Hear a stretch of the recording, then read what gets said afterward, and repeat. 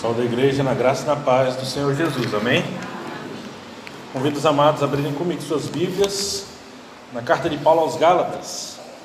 Gálatas, capítulo 2, do versículo 11 ao versículo 21. Diz assim a palavra de Deus: Quando, porém, Cefas veio a Antioquia, resisti-lhe face a face, porque se tornara repreensível.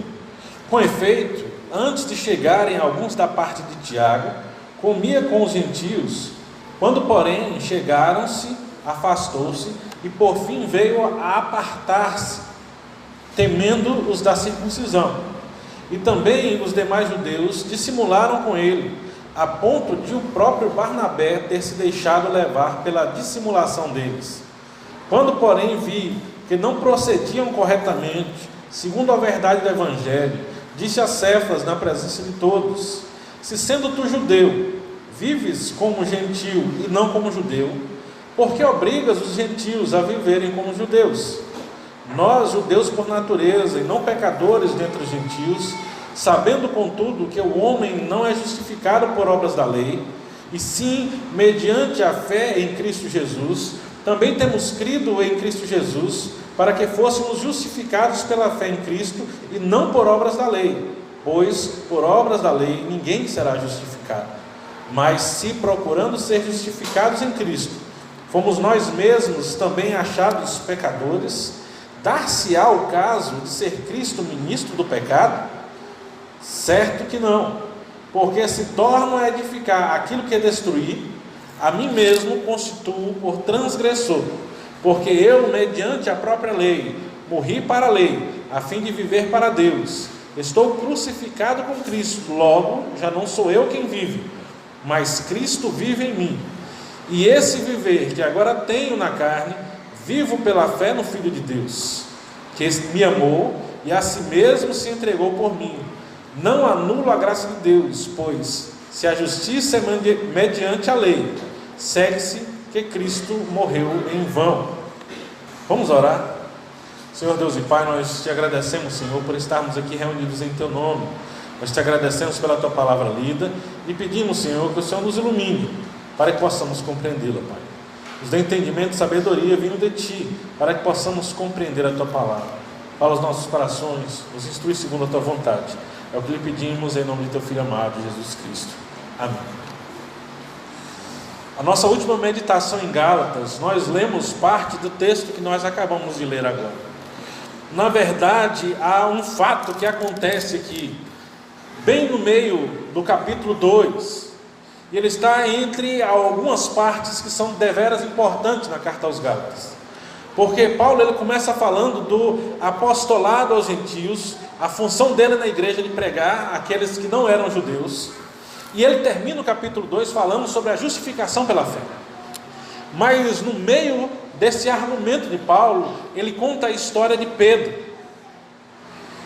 Quando Pedro, vindo a Antioquia, depois do concílio que acontece lá em Atos capítulo 15, depois de terem sido resolvidas as questões dos gentios e judeus e como eles deveriam seguir a fé, Pedro vem a Antioquia. E no meio de todo aquele movimento, toda aquela coisa, Pedro está ali envolvido com os irmãos e em plena comunhão. E Paulo fala que ele se sentava às mesas, ele comia com os discípulos, ele andava com os cristãos. Mas quando começou a chegar o pessoal de Jerusalém, quando começou a chegar o pessoal lá que vinha da parte de Tiago, segundo está escrito aqui, e que consideravam que os judeus eles não podiam se misturar com os gentios, e consideravam que era preciso se circuncidar para poder ser um cristão realmente pleno.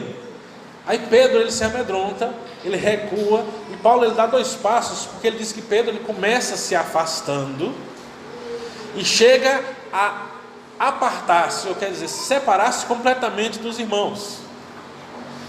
E aí Paulo, como era de seu feitio, talvez muito resistindo já, mas ao ver a situação, ele tem que pegar Pedro como que quem pega alguém pelo colarinho e olhar no fundo dos olhos e falar com Pedro: que negócio é esse que você tem feito? Você é judeu, mas vive como gentil, e agora você está querendo exigir que os gentios vivam como judeus. Você está reconstruindo aquilo que você mesmo destruiu. Você está recolocando as bases, e talvez aqui em Paulo o sentimento no coração dele seja mais forte, porque Paulo ele acrescenta aqui o próprio Barnabé. Se a gente ler bem a história de Paulo, no começo do livro de Atos, nós vamos ver que Paulo ele vai servir a igreja, mas os irmãos ficam desconfiados. É claro, Paulo era um matador de crente. De repente agora Paulo é crente, quer pregar o evangelho, todo mundo fica desconfiado. Barnabé é quem pega Paulo e apresenta a igreja, e conversa com ele, fala: não, ó, meus irmãos, esse cara aqui ele se converteu de verdade. E a igreja ela começa a aceitar. Só que Paulo, ainda com muito costume fariseu nas veias, ele começa a confrontar demais os irmãos e começa a gerar uma discussão. E lá no livro de Atos, ele fala que é preciso pegar Paulo e manda Paulo para os desertos da Arábia. E é interessante que o texto lá diz assim: e depois de enviar Paulo, e assim teve paz a igreja. Quer dizer, enquanto Paulo estava lá, não tinha paz, porque começou a briga, e Paulo sai. Só que esse mesmo Barnabé também, que depois, quando a Antioquia, a igreja começa a crescer e precisa de alguém, Barnabé ele vai para o deserto atrás de Paulo, e traz Paulo de volta como seu companheiro para o auxiliar no trabalho. Agora um Paulo já preparado, sei talvez 15 a 17 anos depois. Esse Barnabé esteve ao lado de Paulo, que o apresentou na igreja, que foi buscá-lo novamente, que saiu na primeira viagem missionária junto com ele, lado a lado, companheiros de viagem e de sofrimento. E Paulo ele cita aqui, até mesmo Barnabé. Isso aqui é o equivalente ao melhor amigo que dá as costas e vira o calcanhar. E Paulo ele fica ali indignado. Tudo isso por quê? Porque ele diz que não é possível acrescentar coisa alguma ao sacrifício de Cristo. E ele vai chamar a atenção no versículo de número 14, quando ele diz: quando eu vi que eles não procediam corretamente segundo o Evangelho, eu tive que chamá-los a atenção. Então essa é a história que fica no meio. Nós meditamos um pouco de algumas coisas que aconteceram nessa história, quando nós falamos sobre o apostolado dos gentios de Paulo, e algumas coisas que discutimos algumas semanas atrás. Mas é preciso trazê-la de volta, porque ela é a abertura do que Paulo nos traz a respeito da justificação pela fé. Talvez aqui esse texto ele desse 3 pregações, mas como a gente fala um pouquinho junto com o outro, a gente deixa essa história de Paulo e Barnabé nessa disputa, ela é dividida entre os dois. E aí Paulo vem nos falar a respeito da justificação pela fé. O que é justificação pela fé? E aí nós vamos pegar pelo central do assunto.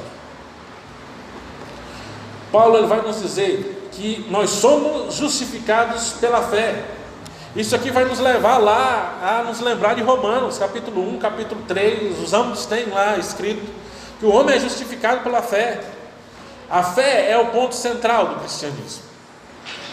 E é o que Paulo traz na sua defesa. Porque a carta aos Gálatas, em primeira mão, quando nós olhamos ela de forma geral, é uma defesa da fé. Porque o enfrentamento que havia eram homens que queriam acrescentar rituais ao cristianismo. E Paulo vem defender dizendo que o cristianismo ele é a fé em Deus. Paulo vai nos lembrar que tudo aquilo que é colocado aqui, ele pode ser acrescido como agradecimento, como oposição de alguém que se vê grato por aquilo que recebeu. Mas nós não podemos nos equivocar. Nada do que nós fazemos, ele pode ser motivo pelo qual nós somos salvos. Porque a salvação, ela só chega ao homem unicamente pela fé em Cristo Jesus. Então aqui, nós vamos pensar, e a formulação que eu fiz aqui foi uma formulação negativa, onde ele vai nos dizer o que não é justificação pela fé, o que não traz a salvação. E é justamente contra isso que Paulo está nos combatendo aqui. E a primeira coisa é que ele vem nos dizer que não há justificação na lei. A lei, ela não justifica ninguém. Quando nós lemos aí do versículo 15 ao versículo 17, quero que você acompanhe comigo, acompanhe comigo nas suas Bíblias. Paulo começa dizendo: nós os judeus por natureza e não pecadores dentre os gentios. E é essa sentença, quando ele fala judeus por natureza, o judeu tinha o costume de dizer que ele era judeu e o gentio era pecador, porque o gentio ele participava de coisas imundas, o gentio ele não adorava a Deus, ele não seguia todas aquelas festas e aqueles costumes. Então Paulo ele chama ali, falando diretamente com os judeus, A exemplo, para apresentar aos Gálatas, ele diz: nós que somos judeus por natureza e pecadores entre os gentios, sabemos, contudo, que o homem não é justificado por obras da lei. Isso aqui Paulo ele repete algumas vezes nesse tempo. O homem não é justificado por obras da lei. É preciso lembrar muito bem isso, porque nós vivemos um tempo em que há uma busca incessante por justificação pela lei. Se você for contar, a maioria das religiões, ela buscam justificação pelas suas próprias obras. Qualquer uma que seja, sempre é algo que você tem que fazer. E justificação aqui é um termo jurídico. É como que um atestado, um documento que garante e apresenta aquela pessoa como justa, mesmo ela não sendo justa. Porque na verdade a Bíblia mesmo diz que não há um justo sequer sobre a terra, e nenhum de nós somos justos. Por natureza nós somos injustos. Então quando nós pensamos em alcançar a justiça através do cumprimento da lei, nós entramos num barco furado, porque a lei ela não serve para isso.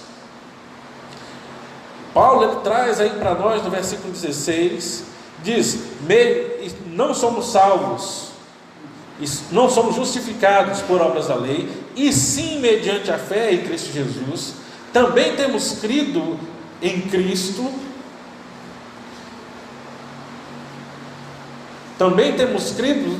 Jesus, para que fôssemos justificados pela fé em Cristo e não por obras da lei. Você reparou aqui que Paulo ele repetiu 3 vezes aqui. Nós somos salvos, somos justificados não pelas obras da lei, mas mediante Cristo, e também temos crido que em Cristo fomos justificados pela fé e não em Cristo pelas obras da lei. Paulo ele vai colocar Cristo Jesus pelo menos 3 vezes e obras da lei pelo menos 3 vezes, só que dentro do versículo 16. Tudo isso para nos dizer: você não é justificado pela obra da lei. A obra da lei ela não pode te justificar, e você também não é justificado por Cristo e as obras da lei. Porque quando nós pensamos em fazer alguma coisa para a salvação, talvez nós excluímos algumas coisas. Primeiro, a gente já vem e diz: não, a lei não salva ninguém, então eu aceito Jesus Cristo. E aí você pensa que automaticamente você deixou a lei de lado, e ela não interfere mais na sua vida. E aí você acha que há só 2 lados. Você acha que só existem aqueles que vivem pela lei, e só existem aqueles que vivem somente por Cristo Jesus. Só que na vida as coisas elas não são assim tão simples, porque as nossas ações e as nossas atitudes elas não são tão duplas assim. O termo seria, eles não são tão binários, não são só um lado ou outro, não é só 0 ou 1. O que nós fazemos, ele tem uma variação. É como uma onda que ela vem aumentando aos poucos, como uma maré que sobe com o passar das horas. E aí Paulo ele traz no meio aqui para dizer: você talvez esteja enganando o seu coração, porque como você crê em Cristo Jesus, você acha que não está fazendo nada, mas você está crendo em Cristo mais a lei, e não somente em Cristo. Quando você pensa o modo pelo qual você vai entrar no céu, e há uma pergunta que é citada por alguns pastores, que é uma pergunta que está num treinamento que é chamado de evangelismo explosivo. Só que essa pergunta geralmente é feita mais a crentes do que a não crentes. E eu vou fazer a pergunta, eu espero que você responda na mente, você não precisa dizer nada, mas veja que não seja uma resposta decorada.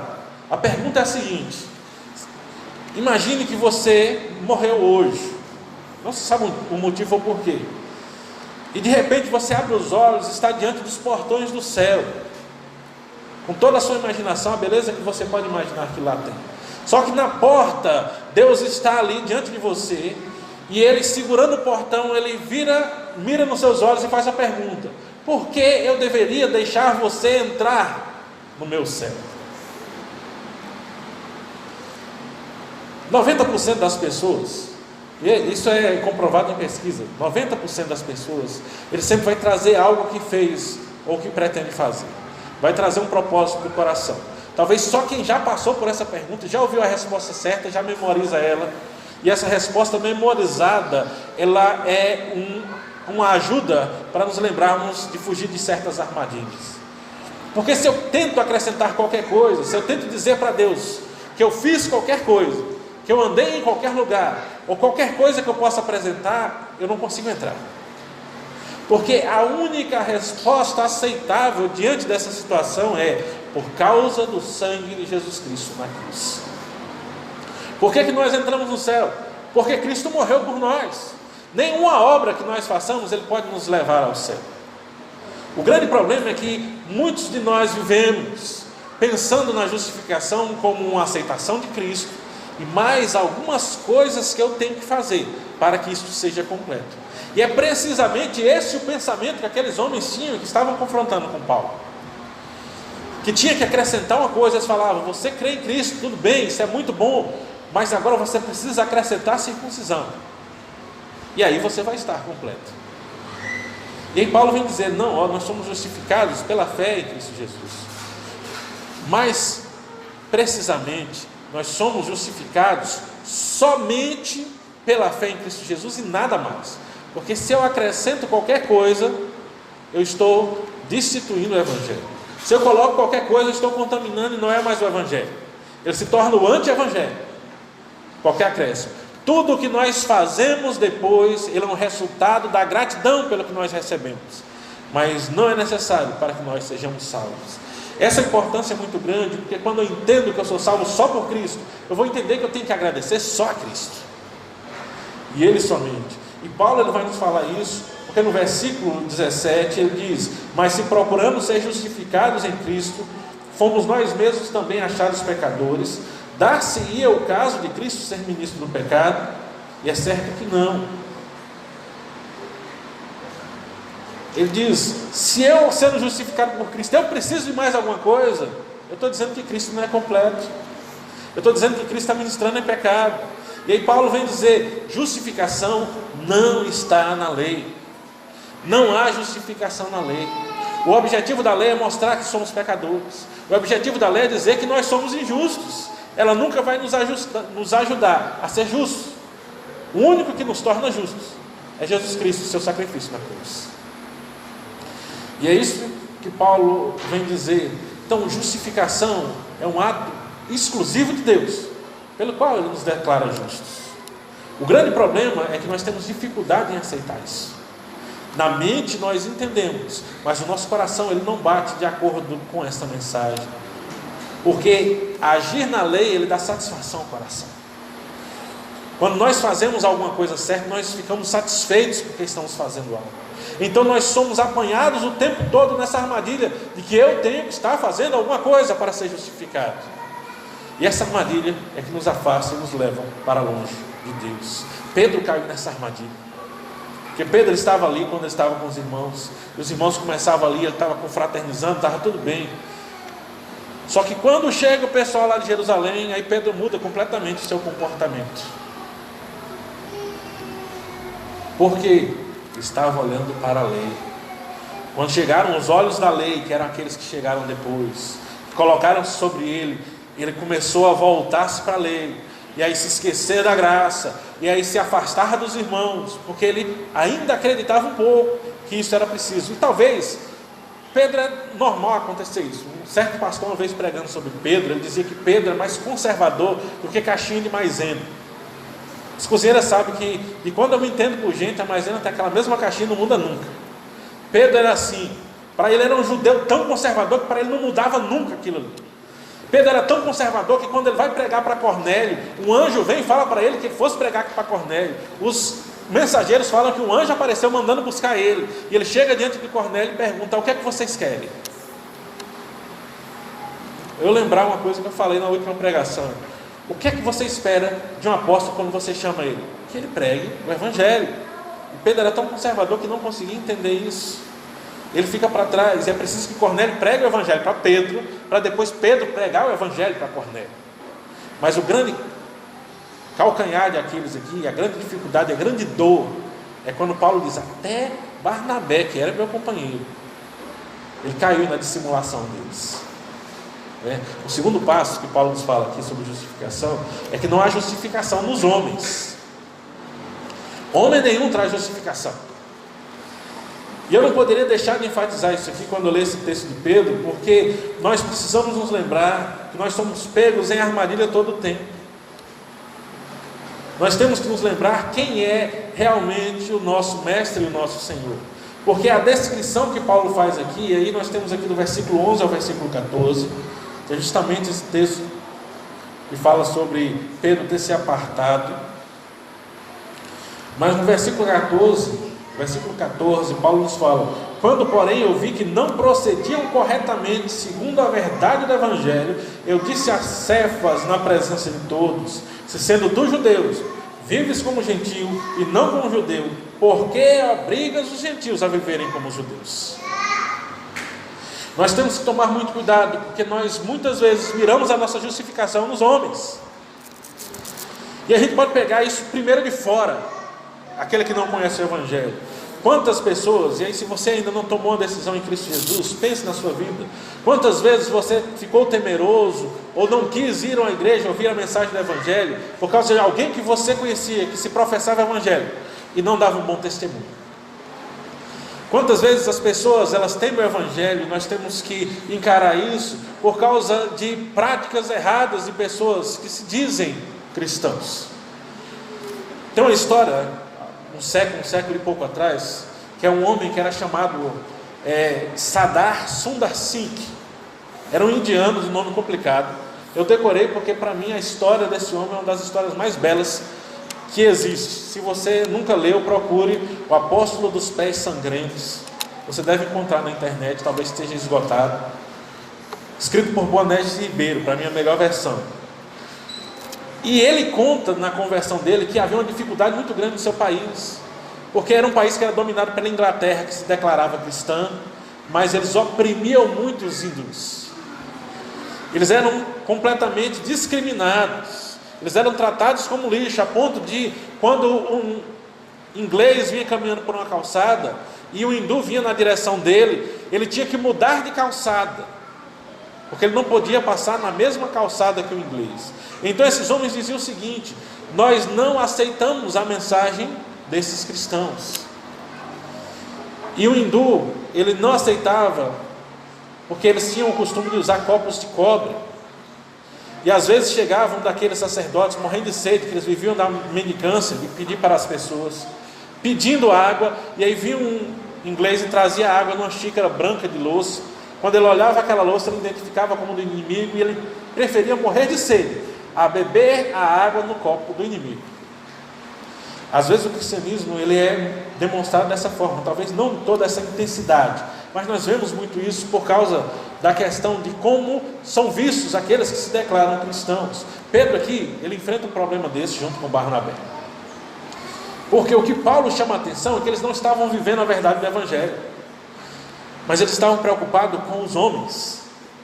Enquanto eles estavam ali sozinhos com os irmãos, estava todo mundo bem, todo mundo conversava com todo mundo, eles comiam juntos, sentados na mesa. Mas quando começaram a chegar os judeus lá de Jerusalém, aí eles já não sentavam na mesma mesa, eles já não comiam juntos, eles já começavam a agir diferente. Isso a gente tem que tomar muito cuidado, porque muitas vezes na nossa vida nós nos transformamos à medida do ambiente que nós estamos inseridos. O que Paulo vem chamar a nossa atenção sobre justificação é que muitas vezes nós nos preocupamos mais com o que as pessoas ao nosso redor pensam do que o que Cristo pensa de nós. Então preste atenção, se você tem vivido isso, não é algo que é feito de propósito, mas talvez na sua vida você tenha passado por situações onde com determinadas pessoas você toma alguns cuidados, cria algumas diferenças. Em determinados ambientes você tem mudado o seu comportamento. A palavra nos chama a tomar cuidado, porque não há justificação nos homens, não há salvação nos homens. E se nós nos preocupamos demais com os homens e pouco com o Evangelho, nós não conseguimos alcançar essa fé salvadora que Paulo nos apresenta. É preciso olhar bem, porque Jesus Cristo, ele fala para nós que a nossa palavra ela tem que ser sim, sim e não, não. Ele nos coloca como alguém que tem que ter um posicionamento. Ele chama muitas vezes a atenção, e o Novo Testamento, não menos de 2 vezes, nos chama a atenção sobre o homem de coração dobre, ânimo dobre. é justamente isso aqui. Pedro, ele estava se demonstrando alguém de coração dobre. Na frente dos irmãos gentios era uma coisa, quando chegavam os judeus era outra coisa. E aí Paulo vem dizer: não há justificação nisso, isso não é o Evangelho, vocês não estão vivendo o Evangelho, e vocês estão sendo reprovados, porque vocês estão reconstruindo aquilo que vocês mesmos destruíram. Que é isso que acontece. É isso que acontece com Pedro, porque Paulo diz mais à frente, no versículo de número 18: se eu torno a construir aquele que destruí, eu me constituo transgressor. E o que é que ele diz para Pedro, ali nos versículos anteriores, no versículo 14, 13 e 14? Ele está dizendo precisamente: ó, você vive como gentio e agora está querendo reconstruir a casca de judeu para obrigar os outros a viverem como judeus. É preciso termos atenção. Nós precisamos viver o Evangelho plenamente. Nós precisamos viver o Evangelho com coerência, vendo aquilo que eu acredito, como eu aprendo. E há muitos que se perdem no caminho, porque eles não vivem de acordo com aquilo que eles falam. E desses Deus sempre vai pedir contas, porque não há coerência e não há justificação na forma como vivem os homens. E Paulo chama essa nossa atenção. Em terceiro lugar, para nós podermos fechar aqui, completar o texto, do versículo 18 ao versículo 20, Paulo vai nos dizer: se não há justificação na lei, a lei ela pode ser boa, mas ela serve para mostrar o pecado. Se não há justificação nos homens, onde está a justificação? A última ainda com a negativa: não há justificação fora da cruz. E esse é o ponto central que Paulo quer nos apresentar. Só há justificação na cruz de Cristo, só na fé, no sacrifício de Cristo. Se qualquer outra coisa ela tende a ser acrescentada, isso vai desfigurar a fé e desfigurar a justificação. Paulo fala aí no versículo 18: porque se eu torno a edificar aquilo que destruir, a mim mesmo me constituo transgressor. Porque eu, mediante a própria lei, morri para a lei, a fim de viver para Deus, estou crucificado com Cristo. Logo, já não sou eu quem vive, mas Cristo vive em mim. E esse viver que agora tenho na carne, vivo pela fé no Filho de Deus, que me amou e a si mesmo se entregou por mim. Eu acho interessante que as frases de Paulo aqui, elas são bem compridas, se você for prestar atenção onde estão os pontos. Ele vai dizer: ó, eu aceitei, eu estou em Cristo, eu fui crucificado com Cristo. E aí ele faz a alusão à morte do velho homem. Mas ele vai dizer: ó, se eu fui crucificado com Cristo, já não sou eu quem vive, mas Cristo é quem vive em mim. Mas eu ainda vivo no mundo, ainda estou no mundo, né? Mas o viver que eu tenho no mundo, ele vem de Cristo. Então, se eu entendo que a justificação ela está unicamente na cruz de Cristo, através de Cristo, eu preciso viver para Cristo. Eu preciso ter coerência na forma que eu vivo. Não dá para viver de um jeito e de outro, não dá para ficar indo e voltando. O chamado é: Cristo vive em mim, ou Cristo não vive em mim. Não há diferença. Porque se eu tentar colocar Cristo para viver em mim mais um pedacinho da lei, Cristo já não se faz presente, porque Ele não divide a sua glória com ninguém. Ou é Cristo somente, ou nós não temos Cristo. E Paulo vai chamar a nossa atenção porque esse viver é muito simples. É só aquele que vive e aceita Cristo no seu sacrifício, ele vive por Cristo e para Cristo. Então, nós não temos mais o mesmo viver, é o que Paulo nos fala no versículo 20, né? Quando ele diz: logo já não sou eu quem vive, mas Cristo vive em mim. Eu não posso ficar procurando a lei para sentir meu coração aquecido porque eu fiz alguma coisa, porque não sou eu quem vive, é Cristo que vive em mim. Eu não preciso ficar buscando a aprovação dos outros, porque eu preciso da aprovação de Cristo, é Cristo que vive em mim. Nós precisamos concentrar a nossa vida e repensar o nosso cristianismo, porque o cristianismo, com qualquer coisa a mais, ele se torna o anticristianismo. Todo mundo se assusta quando lê lá nos livros de Apocalipse, ou talvez em Daniel, falar sobre o anticristo. Em algumas traduções aparece um pouco mais que em outras. O que é o anticristo? Causa tanto medo, tanto pavor nas pessoas. O anticristo é qualquer um que tenta ocupar o lugar de Cristo. O anticristo é qualquer imitação de Cristo. O anticristo é aquele que tenta convencer você de que ele tem a mensagem quando ele está acrescentando alguma coisa ao evangelho. E a gente só vai perceber isso quando a gente entender que a exclusividade do evangelho ela é essencial para a salvação. Ou eu aceito e acredito que o sacrifício de Cristo é total e suficiente, eu não preciso de mais nada. Ou então eu ainda estou brigando com a minha mente, com o meu coração, porque eu tento ainda carregar um pouquinho do meu orgulho, um pouquinho da minha jactância, um pouquinho do meu pensamento, um pouquinho da minha capacidade para tentar alcançar o céu, com um pouquinho disso. E aquele que chega com qualquer dessas coisas ao céu, ele não consegue.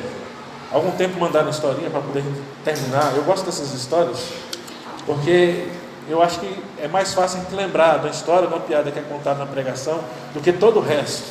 E talvez isso centralize o nosso pensamento. O sujeito ele chega na porta do céu e ele começa a perguntar: aqui tem festa? Daí o anjo que está lá fala: não tem.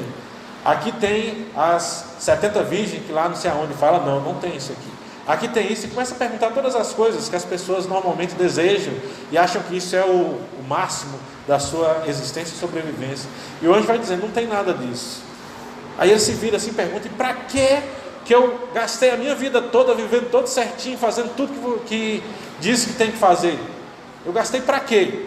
Aí o anjo ele aperta um botão na bancada e abre um alçapão e ele cai direto. A gente tem ideia que é o inferno, porque o desenho, quando fala sobre isso, ele aparece um alçapão com algumas pequenas chamas, elas aparecendo para poder nos dar ideia. E é precisamente isso que Paulo está nos dizendo aqui.